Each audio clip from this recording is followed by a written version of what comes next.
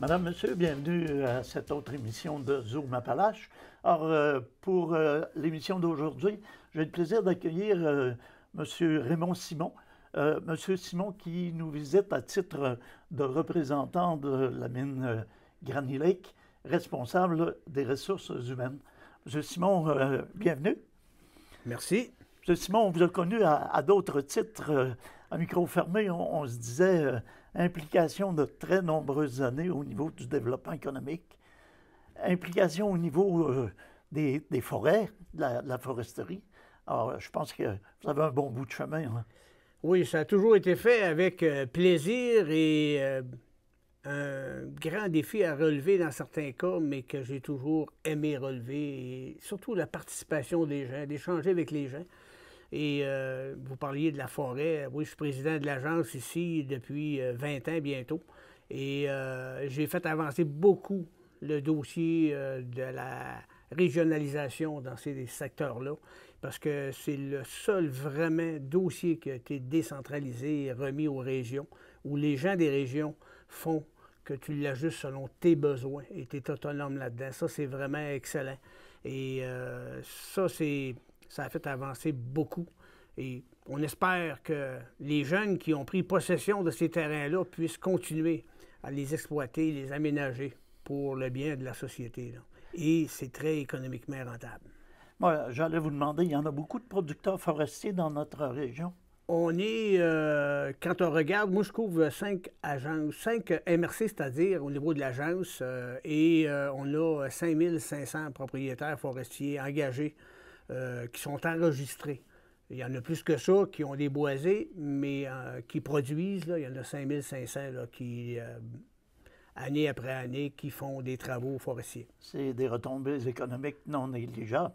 Oui, on a fait une tournée des MRC pour lui expliquer que, dans le fond, la quantité de main-d'œuvre, on regarde par MRC, là, c'est environ 50 employés année qui travaillent au niveau de la forêt. Ça, c'est pour l'aménager, la récolter.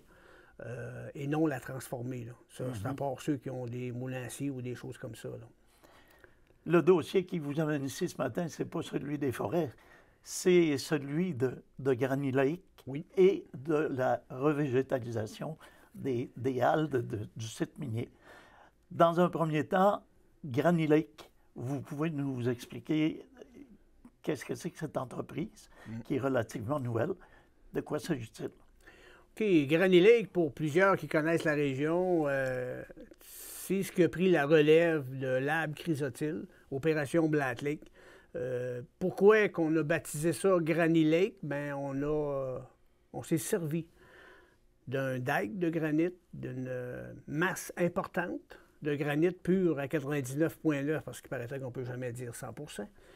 Et pour faire comprendre aux gens, parce que ça lui prenait un produit pour répondre aux normes tant du ministère des Transports que des municipalités, un produit qui était hors de tout doute, sans présence de fibres de chrysotile à l'intérieur. Donc, il y a eu beaucoup d'échanges au départ. On a toujours produit du concassé à lac d'amiante depuis sa fondation, les premiers, je pense en 59, qui ont sorti des camions de concassé. Mais le granit a toujours été mêlé avec la pierre d'amiante. Jamais fait de distinction. Aujourd'hui, on regrette de ne pas l'avoir utilisé avant, parce que le granit était un obstacle d'opération du gisement. Okay. On l'avait dans les jambes tout le temps. Et c'était fort onéreux de le forer, de le blaster, comme on l'appelait en bon, le dynamiter, en bon français, dans l'opération. Et bien sûr, ça a apporté des coûts supplémentaires. Et aujourd'hui, on s'aperçoit qu'on peut vendre ça à un prix intéressant et qui répond à un besoin dans le domaine de la construction, dans le domaine du développement civil. Et Granny Lake, ben, c'était pour faire penser aux gens qu'on est une carrière de granit et qu'on ne produit plus d'amiante. Donc, mais c'est ceux qui possèdent Granny Lake, c'est les mêmes propriétaires qui avaient Lab Chrysotile dans le temps.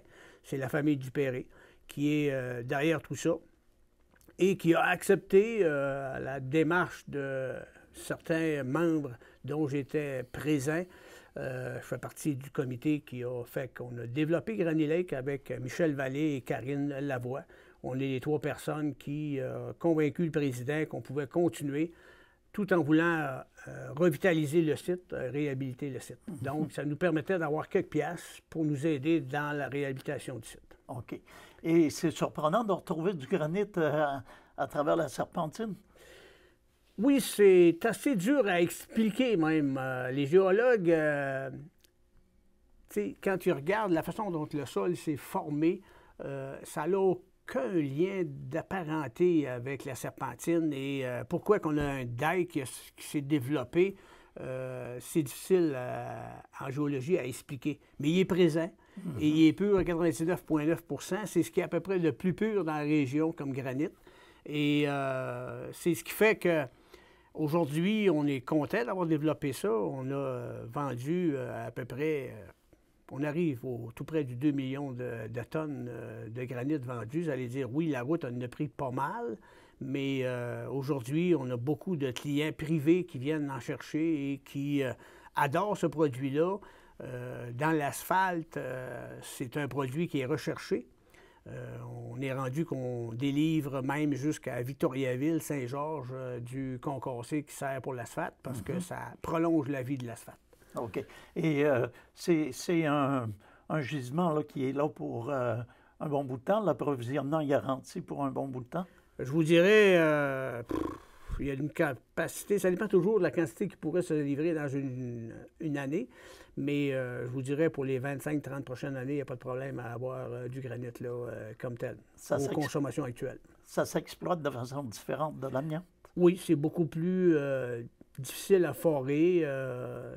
La compagnie Granny Lake, d'ailleurs, on fonctionne avec des sous-traitants pour la carrière, tant là, pour le dynamitage que pour le concassage, parce que c'est vraiment dû, entre autres, aussi pour le concassage relié aux différents granules, niveaux de granules qu'ils ont besoin pour les travaux de génie civil. Donc, c'est très onéreux, les plaques. Le premier consultant qu'on a eu pour le granit, il a mangé ses bas. Le concasseur n'était pas la capacité qu'il fallait pour permettre ça. Et le concassage, c'est avec une petite foreuse que tu peux préparer le matériel pour le concassage. Et il faut que ça soit fait dans des petites dimensions pour préparer le bloc pour qu'il puisse passer, si on veut, au concassage. Fait que c'est toute une nouvelle approche qui n'existait pas quand on opérait la mine à ciel ouvert. Si on parle de mines, de sites miniers, il y a une loi des mines qui parle de restauration des sites et c'est ce avec quoi vous êtes tenu, là. Oui, c'est ça. Depuis 1996, il existe une loi qui fait que quand tu es en opération, tu dois prévoir, si on veut, la fermeture, tu dois prévoir la réhabilitation du site après avoir cessé son exploitation. La compagnie elle a fermé ses portes en novembre 2011 et fait faillite en décembre. Pour ce qui est de la compagnie de gestion de l'entreprise, mais le propriétaire a toujours été en arrière de l'entreprise pareil et il doit à ce moment-là réhabiliter le site. Et c'est ce qui fait qu'avant même qu'on ferme, d'ailleurs, le premier plan avait été adopté en 1997 parce qu'il fallait prévoir les coûts de réhabilitation du site, de quelle façon on était pour s'y prendre comme tel. Fait que ces choses-là ont évolué et le dernier plan a été déposé en mai 2015. On a commencé avant, parce que depuis 2012, quand on a vu qu'on ne pouvait pas repartir l'opération, pour toute l'histoire que tout le monde sait au niveau de l'amiante, bien à ce moment-là, on a commencé la réhabilitation du site à l'automne 2012. Mais puis là, on était en échange avec le ministère de l'Environnement et le ministère des Ressources naturelles pour développer un plan de réhabilitation qui était acceptable, même si on avait commencé avant comme tel, et on est en train de le mettre à profit. Ça veut dire revégétaliser les sites pour les rendre avec un paysage intéressant, d'enlever les bâtiments qu'on n'a plus besoin, d'enlever ça va jusqu'aux poteaux électriques qu'on doit enlever. Vous allez dire, oui, c'est normal parce que l'eau monte et ceux qui étaient dans le puits, il fallait les enlever, il fallait enlever les fils parce que c'est toutes des choses qui peuvent contaminer, jusqu'à enlever l'asphalte du stationnement où les gens mettaient le véhicule dans le temps. On était obligé d'enlever ça. D'ailleurs, elle est enlevé présentement. C'est assez pointu comme... Oui, il faut refaire au complet le site, décontaminer les secteurs qui ont peut-être eu du pétrole. C'est très exigeant. C'est des coûts importants. Et de là, l'importance de l'opération de la carrière qui nous apporte quelques piastres. Et présentement, c'est kiff-kiff dans l'opération. Et je vous dirais qu'on a à peu près 15 de la réhabilitation du site de fait. OK. Et est-ce qu'on peut dire que l'avenue de Viridis dans le décor a été un peu un sauveur? Je vous dirais que oui, et je dirais même plus. C'est un partenaire qui nous a permis de penser réhabilitation du site à un coût intéressant. C'est arrivé comment? On a fait différents essais. Je ne sais pas si vous vous souvenez, le Cégep, le CTMP avait fait des essais. Il avait développé des machines pour les pentes. Puis ça n'a pas marché. Le produit ne résistait pas. Et on a essayé 2 autres firmes par la suite qui ont fait des essais, mais ça ne fonctionnait pas. Puis ils disaient, il n'y a rien à faire. Et M. Naylor est arrivé avec son entreprise en 2011, avant qu'on soit fermé. Parce qu'on a commencé à être en pourparlers avec eux autres, je vous dirais, vers la fin de l'année, au milieu de l'année 2010, mais en 2011 de façon plus précise, où ils ont fait certains essais, ça n'a pas été concluant, mais il a dit, je vais trouver la bonne recette, je vais m'assurer qu'on puisse aboutir. On était un peu sceptiques parce qu'on avait eu des problèmes avec les autres avant et on s'est dit, il va probablement faire pareil, même s'il y avait une bonne idée, mais il n'a pas lâché, puis il a vraiment développé la bonne recette du colonel, comme il l'appelle, et on a un produit de qualité. Puis quand on regarde depuis 5 ans, là, ce qui a été fait il y a 5 ans, là, de voir, on ne dirait pas que c'était sur du pavé qui avait été compacté par des 100 tonnes, par de l'équipement de grosses dimensions, et quand on voit ça aujourd'hui, on se dit, ben c'est quasiment une prairie, ça, ici, là. C'est toute beauté de voir ça, et c'est pour ça que Viridis va permettre à plusieurs sites miniers dans la province, même ceux qui sont un petit peu plus au nord, à avoir, parce que c'est une compagnie responsable, c'est une compagnie qui est très écologique, qui ne prend pas de chance de polluer, qui sont là vraiment pour améliorer et non détruire. C'est ça qui est... Puis l'engagement de M. Naylor, entre autres, est... On va dire, il n'y a pas de... On n'a pas eu de personne aussi engagée que lui versus l'environnement. Il n'y a pas de dégâts qu'il fait. Il fait que des bons dossiers. C'est un passionné. Oui, un passionné. Un passionné, puis je suis certain qu'il en rêve la nuit, là, pour penser à ce qu'il pourrait faire de plus. Et l'entente avec Viridis, c'est pour combien de temps? C'est une entente à long terme, je présume. Il ne peut pas faire ça. Oui, pour vous dire le temps, c'est plus compliqué, c'est l'espace. Il s'est engagé sur des quantités de superficie ensemencée. Et de plus, il essaye dans les pentes présentement, parce que là, on était surtout sur les plateaux, et on en a encore beaucoup grains à combler, là.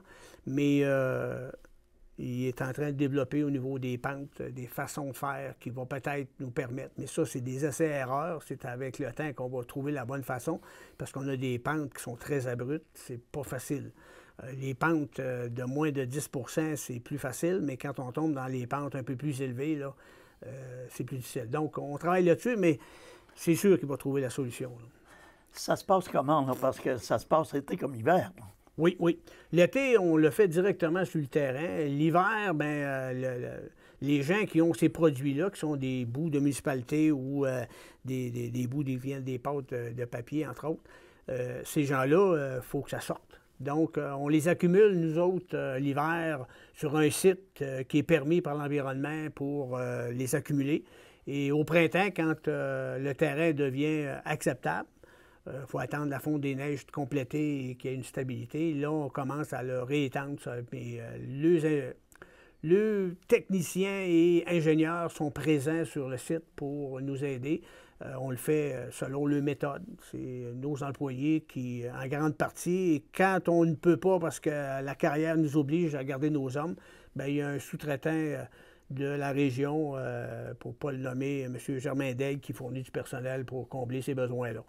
Et c'est ce qui fait que nous autres, on a des employés qui travaillent avec eux, je dirais, sur une base d'à peu près 20 semaines année, là, 2 employés qui travaillent pour eux. OK. Granny Lake compte combien d'employés? Ah, dans la grosse période, on est, mettons, une quinzaine d'employés. L'été, là, pas mal ça tout le temps. Les opérateurs de machinerie? Oui, des gens qui font différents travaux, à passer du débroussaillage à opérer un loader. On sait que présentement, on n'a plus d'employés qui ont des droits d'ancienneté. Tout était terminé, sauf ceux qui sont sur le plan présentement. Fait que c'est... il n'y a plus de vie syndicale non plus. Il n'y a pas de lien là, avec les opérations minières. L'arbre chrysotile, c'est ça. Parce que c'est des catégories de travail totalement différentes. Ça nous prenait aussi, dans certains cas, des techniciens avec une capacité en lien avec l'horticulture. Restaurer le site, puis ensemencer comme vous faites là, ça ne donne pas de valeur ajoutée. Non, c'est sûr que pour nous, là, fallait penser, si on veut continuer et valider, si on veut, une valeur ajoutée. Oui, on a une réussite totale sur la végétalisation. Quand on regarde la qualité du sol brun qui sort de là, après 2 ans de travail de la recette, oui, ça vient vert, mais c'est quand on regarde le sol après 2 ans. Et c'est là que mon dossier forestier a rentré en ligne de compte. J'ai dit, je comprends pas pourquoi qu'on ne puisse pas planter des arbres là-dedans. Oui, je comprends que le sol est tellement dur que, en dessous de cette couverte-là, que c'est pas n'importe quel arbre qui peut survivre parce que ça vient sec rapidement. Mais il y a sûrement une espèce qui va pouvoir passer au travers. Donc, on s'est dit, la valeur ajoutée, tout ça, là, oui, c'est vrai. On donne un cachet intéressant à l'œil, mais il faut aller plus loin. Et on est rendu à vouloir planter des arbres. On a fait des essais cette année et pour l'instant, on ne dit pas la sorte, mais on a tout de même 5 espèces qui sont en essai sur différents sites pour nous permettre de voir laquelle qui va réagir le mieux. Et notre but, c'est, oui, d'avoir une forêt. Parce que quand on regarde la quantité de kilomètres carrés qu'on a de disponibles pour faire repousser une végétation forestière, bien, je pense que c'est une valeur ajoutée qui va amener de l'emploi, de la création en lien avec le travail du bois, ne serait-ce que l'aménagement, la récolte, qui va apporter des emplois encore plus intéressants pour les années futures. Là, je vous parle dans peut-être 20 ans, là, mais... le but, et je vous dis, je ne lâcherai pas de ce côté-là.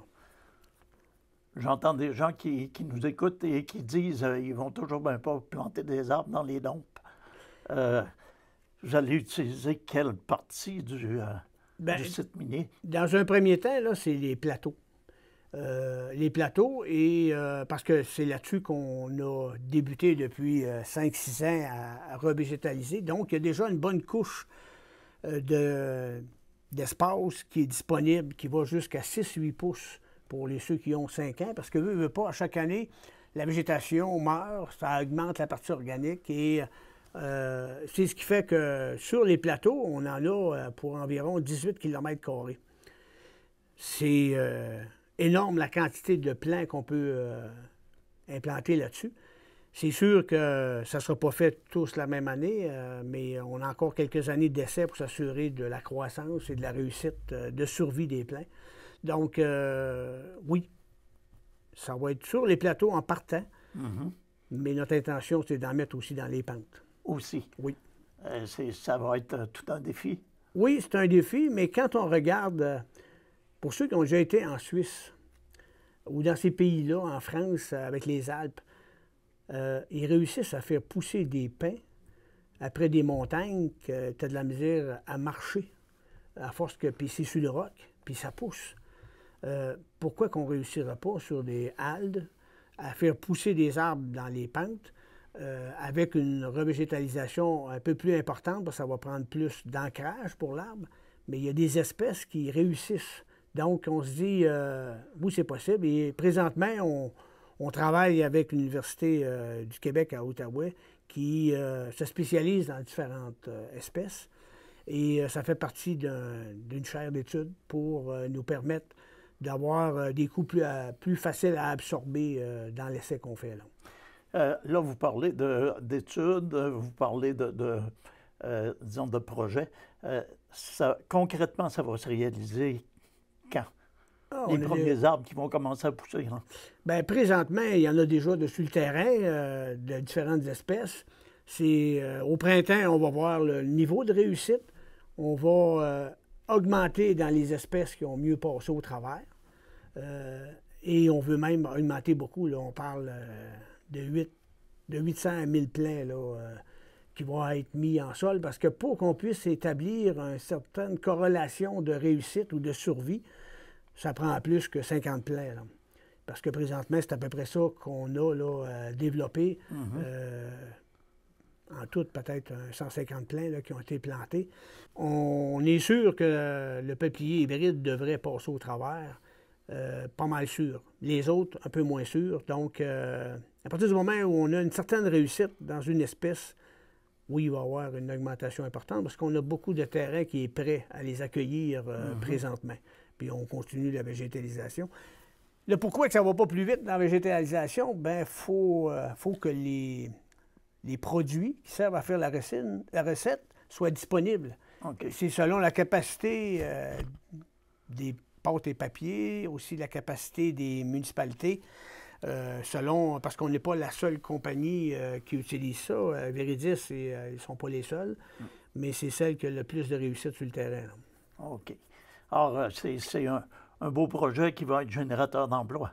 Oui, c'est parce qu'à partir du moment où que tu commences à planter à longue échéance, c'est du monde qui vont travailler pour planter, qui vont travailler pour entretenir, c'est-à-dire en sylviculture, il faut que tu fasses l'entretien de plantation. Par la suite, ça va être une première coupe sélective pour donner de l'espace pour que les plus beaux troncs puissent poursuivre. Donc, c'est des travaux qui vont, mettons qu'on commence l'année prochaine avec 1000 plants, bien, dès l'année suivante, il y aura une première intervention. Et ça va continuer comme ça tout le temps. À chaque année, il va y avoir des gens qui sont spécialisés dans la foresterie qui vont faire des travaux. Et comme je vous disais tantôt, on a à peu près une cinquantaine de travailleurs qui sont de la MRC des Appalaches qui travaillent là-dedans. Il y en a qui ne travaillent pas à plein temps, donc ça va leur permettre de peut-être aller chercher la balance du temps qu'ils ont besoin. Mais notre but, c'est vraiment là, de permettre d'ajouter des emplois à ces sites-là. On veut que les gens pensent que c'est pas un site mort, c'est un site qui est en vie. Et c'est le but de la famille Dupéré d'offrir de ce site-là un site qui va être démonstrateur de la réalité de ce que peut être réhabiliter un site. Parce qu'on y met tout le paquet pour que ça arrive, que tout le monde soit fier de ce qui a été fait là. Parce qu'on n'a pas beaucoup parlé de la population. Est-ce que vous avez eu des rétroactions ou des réactions de la population? Bien, ça, je vous dirais oui, parce qu'il y a des gens qui viennent faire des tours en 4 roues. On ne peut pas tous les empêcher de venir sur le site. Il y en a qui viennent observer les chevreuils. Et depuis qu'on a de la végétation comme ça, il y a de plus en plus de chevreuils qui s'en servent comme site, parce qu'ils n'ont pas le droit de chasser sur ce site-là. OK. Fait que, à partir de là, je regardais pas plus tard que lundi cette semaine, j'étais faire une tournée. Et il y avait un site là, où il y en avait une douzaine là, qui étaient en train de brouter des feuillages, des cochonneries qui poussent là. Je dis les cochonneries parce que quand c'est rendu, c'est bruni, c'est rendu des plantes. M. Nérard vous a probablement donné les noms. Moi, je suis un peu moins familier en botanique, là. Mais tes bouilles grugées là-dedans, il faut croire que c'est vraiment bon à manger. Là. Et oui, c'est puis même des papillons, les oiseaux en Ben, veut dire, les ornithologues, ceux qui sont spécialisés dans ceux qui regardent les oiseaux, là, ça, on a eu des demandes de gens pour venir visiter ça, venir voir c'est quoi les oiseaux qui viennent là-dedans. Fait que finalement, c'est toute la nature là, qui va être Oui. restaurée. Regagnante dans tout ça. La restauration, ça ne va pas jusqu'à être obligé d'emplir le puits. Non, le puits, il va redevenir un lac. Ça va prendre encore quelques années avec qu'il soit rendu à plein couvert, comme j'appelle, mais ça s'en vient, peut-être 5 ans, 6 ans, ça dépend des coups d'eau qu'on a. Puis, mais oui, ça va être un beau lac entouré d'arbres. D'ailleurs, si les gens passent, à partir de l'année prochaine, vous allez les voir encore plus, mais où c'est l'entrée, où si les gens sortent des camions pour le granit, entre autres le concassé, on a planté l'année dernière... je me souviens pas, je pense que c'est 500 plants là, d'arbres, mélèzes, épinettes rouges, pour redorer tout le secteur où c'est que le chemin des Pacifiques passait dans le temps. Parce que lui, il était plus facile à planter. Fait que ça, déjà, cette année, ça paraissait, mais ça va paraître encore plus l'année prochaine. Oui, ça va être un beau lac. Là, il reste à finir avec l'environnement, à savoir là où il va sortir. Nous, on voudrait qu'il ressorte à la même place où ce qui était dans le temps. L'environnement qui se questionne sur la réalité, s'il devrait vraiment sortir par là. Ah, M. Simon, malheureusement, c'est tout le temps qu'on avait. C'est déjà terminé. Alors, on vous remercie infiniment de vous être prêté à cette entrevue. C'était fort intéressant. Ça m'a fait plaisir, puis je vous remercie beaucoup parce que c'est bon que la population sache qu'on veut redonner à la région des sites vraiment intéressants. Alors, merci beaucoup encore une fois. Ça me fait plaisir. Quant à vous, on vous remercie d'avoir été des nôtres et on vous invite à une autre émission de Zoom Appalaches. À tous et à toutes, une bonne semaine.